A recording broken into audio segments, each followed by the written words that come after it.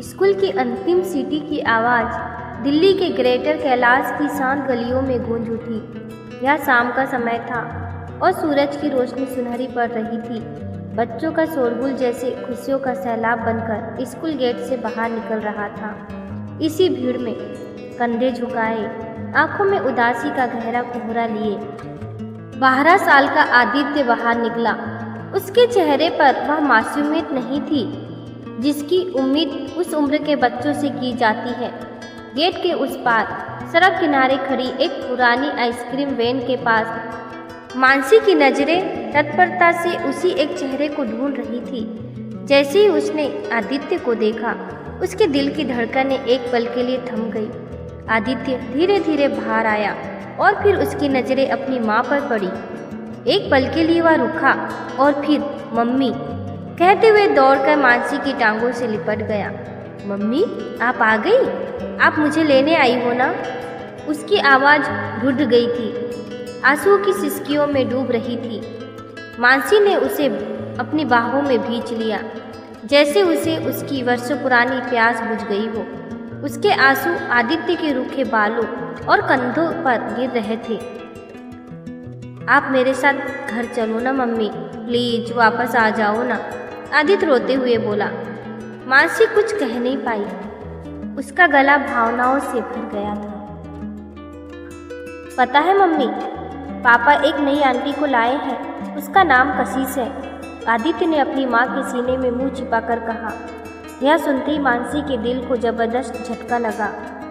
और मम्मी, वह बहुत गंदी है, वह मुझे बहुत डांटती है, वह मुझे बेल्ट से मारती है, बहुत चिल्लाती है और दादी शीला देवी पर भी चिल्लाती है। लेकिन पापा को वह बहुत अच्छी लगती है, वह मेरी बात नहीं सुनते। आदित्य के यह शब्द किसी पिघले हुए शीशे की तरह मानसी के कानों में उतर गए।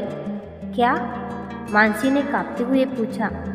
हाँ मम्मी, देखो, उसने अपनी कोहनी पर एक गहरा बैगनी निशान दिखाया जो यूनिफॉर्म की आस्तीन से छिपा था। मानसी की दुनिया घूम गई। तभी स्कूल का सिक्योरिटी गार्ड आया। मैडम, चलिए यहाँ से, आपको कितनी बार कहा है कि आप यहाँ नहीं आ सकती। मिस्टर विराट का सख्त निर्देश है। उसकी आवाज़ में कोई लिहाज नहीं था। बस 1 मिनट भाई साहब, मानसी ने गिड़गिड़ाया। नहीं, साहब का सख्त आदर है, चलिए, गार्ड ने लगभग उसे धक्का देते हुए कहा। आदित्य अपनी माँ को और कसकर पकड़ने लगा। नहीं, मेरी मम्मी कहीं नहीं जाएगी। लेकिन गार्ड ने आदित्य को मानसी से अलग कर दिया और ड्राइवर उसे काली एसयूवी की ओर ले जाने लगा। मानसी जमीन पर बैठी अपने बच्चे को दूर जाते हुए देख रही थी। आदित्य पलट पलट कर उसे देख रहा था और मानसी का कलेजा फट रहा था। स्कूल से बाहर निकलकर मानसी सड़क पर चल नहीं रही थी, बल्कि घिसट रही थी। उसकी रूह तो उसके बच्चे के पास ही रह गई थी। उसकी आंखों के सामने अपनी शादी का दिन घूम गया। विराट भी उससे बेइंतहा मोहब्बत करता था, लेकिन उसकी सास शीला देवी मानसी को कभी पसंद नहीं करती थी। मानसी अनाथ थी, जिसे उसके चाचा चाची ने पाला था, और यह बात शीला देवी को हमेशा खटकती थी। मेरे बेटे के लिए कोई विदेशी डिग्री वाली बिजनेस घराने की लड़की बनी थी, ना कि तुम जैसी साधारण, वह अक्सर ताना मारती। फिर उनकी जिंदगी में आदित्य आया, एक नन्ही जान जिसने उनके प्यार को नया अर्थ दिया। मानसी की पूरी दुनिया अब आदित्य के इर्द गिर्द घूमती थी। वह उसे नहलाती, उसके साथ खेलती, लेकिन शीला देवी के व्यवहार में कोई परिवर्तन नहीं आया। तुझे घर चलाना नहीं आता, मेरे बेटे की जिंदगी बर्बाद कर दी तूने।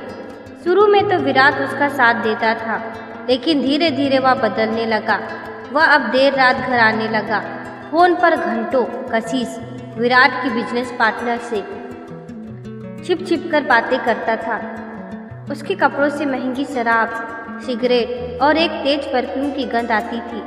फिर एक दिन मानसी ने विराट के लैपटॉप में उसकी बिजनेस पार्टनर कशिश के साथ अतरंग तस्वीरें और फ्यूचर बिजनेस प्लानिंग के मैसेज देखे। हम जल्द ही इस पुरानी जिंदगी से आज़ाद होकर विदेश में अपना नया बिजनेस शुरू करेंगे। उस एक पल में मानसी का विश्वास कांच की तरह टूट गया। उसने विराट से पूछा तो वह भड़क उठा, तुम्हारी हिम्मत कैसे हुई मेरे लैपटॉप छूने की? तुम एक घटिया जासूस हो। विराट का पारा 7वें आसमान पर पहुंच गया। उसने मानसी को बालों से पकड़ा और एक जोरदार थप्पड़ जड़ दिया। उस दिन के बाद घर नर्क बन गया। मानसी ने फैसला किया कि वह इस घुटन भरी जिंदगी में और नहीं रहेगी। उसने आदित्य को लेकर घर छोड़ने की कोशिश की, लेकिन विराट ने उसे रोक लिया। यहाँ मेरा बेटा है, तू इस घर से निकल जा, बच्चा यहीं रहेगा। मानसी ने तलाक का केस फाइल कर दिया, यह सोचकर कि कानून उसे इंसाफ देगा। लेकिन विराट ने शहर का सबसे बड़ा महंगा वकील हायर किया। उस वकील ने अदालत में मानसी को ही एक लालची, मानसिक रूप से अस्थिर और विराट के बिजनेस सीक्रेट चुराकर उसके प्रतिद्वंदी को बेचने वाली जासूस साबित कर दिया। वकील ने कहा, माय लॉर्ड, यह औरत मेरे क्लाइंट विराट को फंसाना चाहती है। इसके पास अपने बच्चे को पालने की कोई क्षमता नहीं है।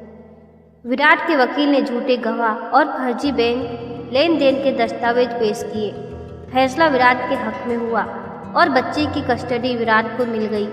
मानसी को सिर्फ महीने में एक बार, सिर्फ 5 मिनट के लिए अपने बेटे से मिलने की रियायत दी गई। सड़क पर चलती हुई मानसी का शरीर तो सड़क पर था, लेकिन उसकी रूह तो अपने बच्चे के पास थी। उसे पता ही नहीं चला कि वह चलते चलते सड़क के बीच में कब आ गई। सामने से आ रही एक तेज रफ्तार काली एसयूवी ने उसे जोरदार टक्कर मारी। सड़क पर खून से लथपथ पड़ी मानसी की सांसें लगभग थम चुकी थी।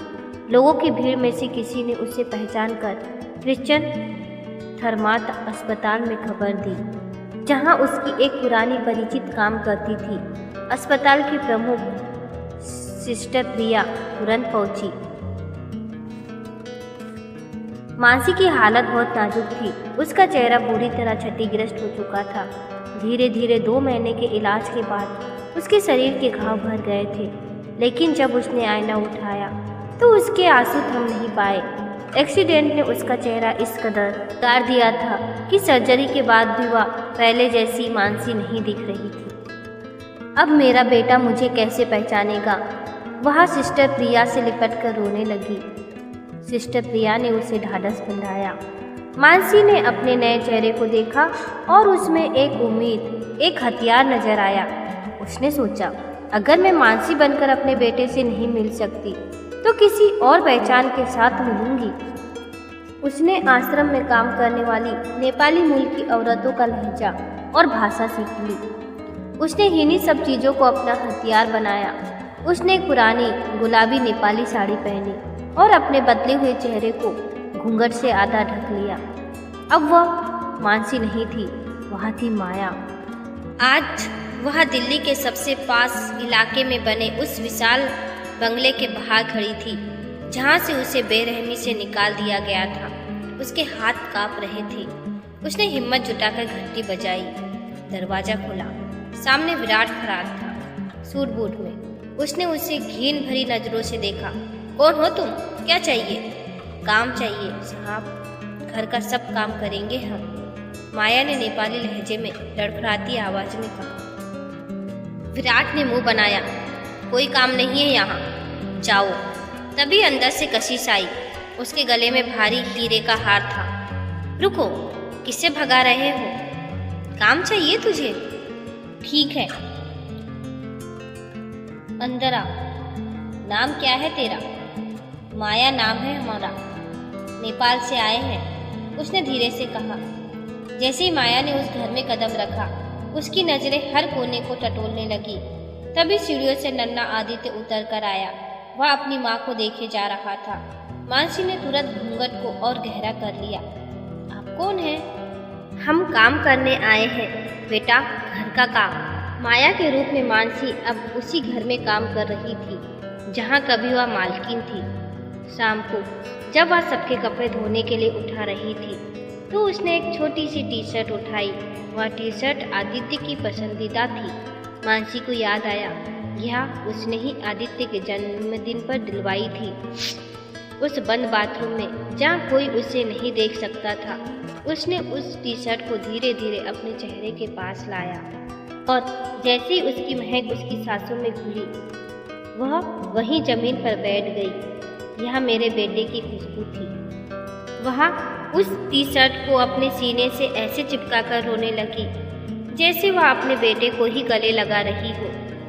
आदित्य मेरे बच्चे, मेरा राजा बेटा, तुझे पता है तेरी माँ तेरे इतने पास है, पर तू मुझे छू भी नहीं सकता। बस दूर से देखती रहती हूँ। वह कपड़ों को चूमती रही। तभी बाहर से कशिश की आवाज़ आई, ए माया, मर गई क्या अंदर? जल्दी आ। अगले दिन आदित्य हाल में अपने खिलौने कार से खेलते हुए गिर गया। उसके घुटनों में जोर से चोट लगी। दर्द से चीखने लगा, मम्मी, मुझे मेरी मम्मी के पास जाना है। वह दर्द में अपनी असली माँ को पुकार रहा था। यह सुनकर कशिश गुस्से से चिल्लाई, क्या कहा? आज तुझे तेरी माँ याद आ रही है? वह चली गई तुझे छोड़कर, मेरा जीना हराम करने के लिए। चुप हो जा, कहते हुए कशिश ने आदित्य को घसीटते हुए अंदर ले जाने की कोशिश की। माया का खून खौल उठा। वह दौड़ी, लेकिन तभी खुद को रोक लिया। माया ने देखा कि विराट के ऑफिस जाने के बाद कशिश का असली रूप सामने आता था। एक दोपहर कशिश अपनी सहेलियों के साथ किटी पार्टी से लौटी थी। उसका मूड खराब था। शीला देवी रसोई में अपने लिए चाय बना रही थी, लेकिन उनके हाथ से चाय का कप फिसल गया और जमीन पर गिरकर टूट गया। इस चिपटी हुई रसोई में आई, यह क्या तोड़ दिया तुमने? तुम्हें कोई काम ढंग से करना आता भी है या नहीं? मालूम भी है कितने का था यार? इस बुढ़िया ने मेरा जीना हराम कर रखा है। एक दिन तुझे हरिद्वार भेजकर ही दम दूंगी। माया, जो पास ही काम कर रही थी, के कानों में वह सब नक्षत्र की तरह चुभी। शीला देवी की झुकी हुई नजरों और उनके आंसुओं को देखकर पहली बार मानसी को अपनी सास पर तरस आया।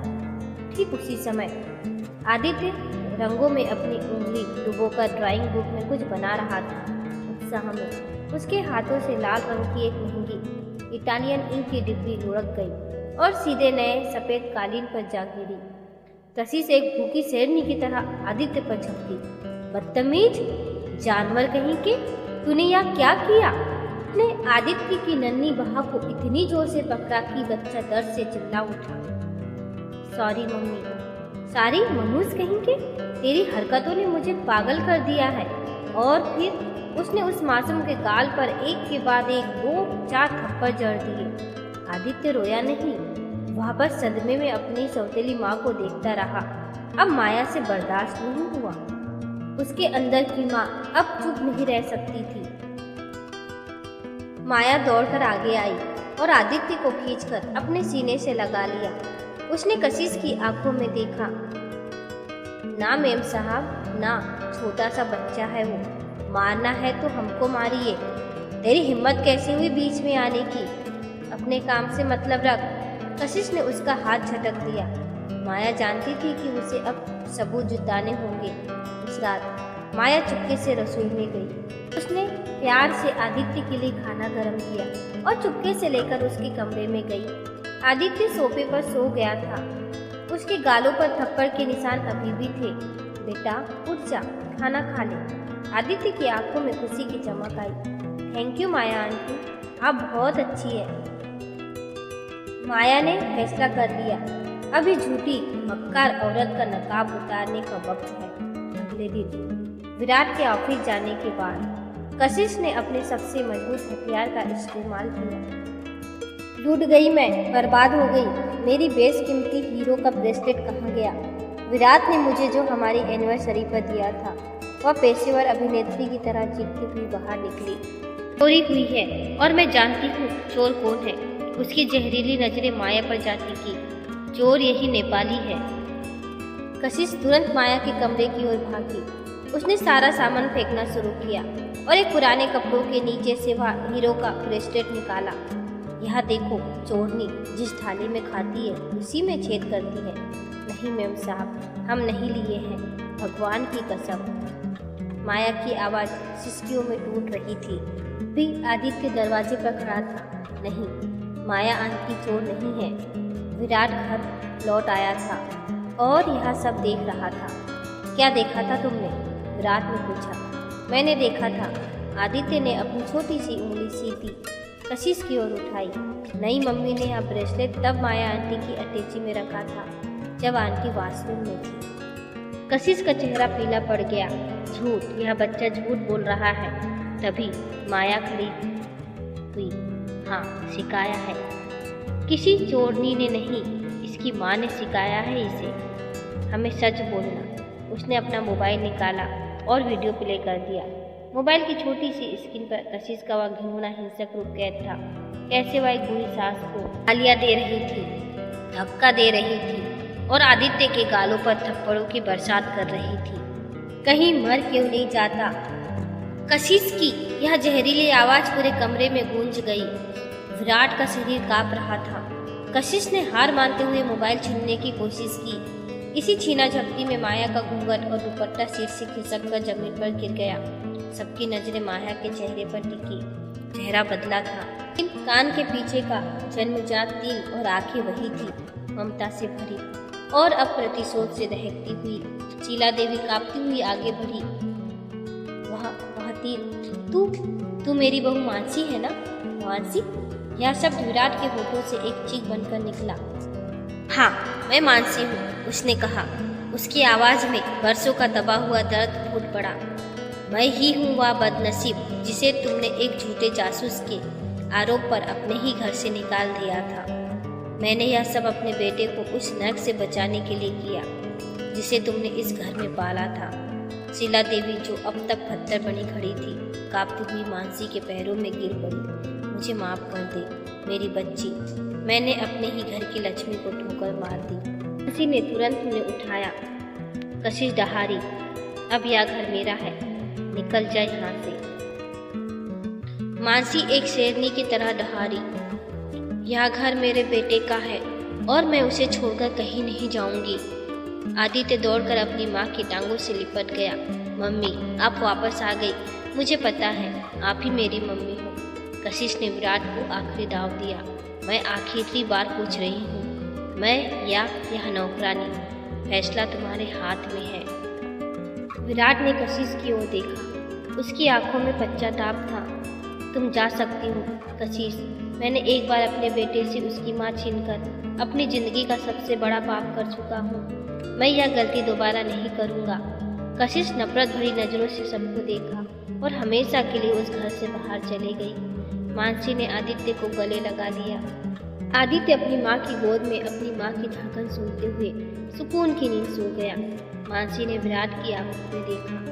भले ही कानून ने मेरे बच्चे की कस्टडी मुझसे नहीं दी हो, लेकिन आज दुनिया की कोई ताकत, कोई कानून, कोई साजिश मुझे मेरे बच्चे से अलग नहीं कर सकती। दोस्तों, मानसी ने अपनी ममता की शक्ति और बुद्धिमानी से अपने बेटे को वापस पाया। उसने यह साबित कर दिया कि माँ का प्यार किसी भी साजिश या कानून से बड़ा होता है।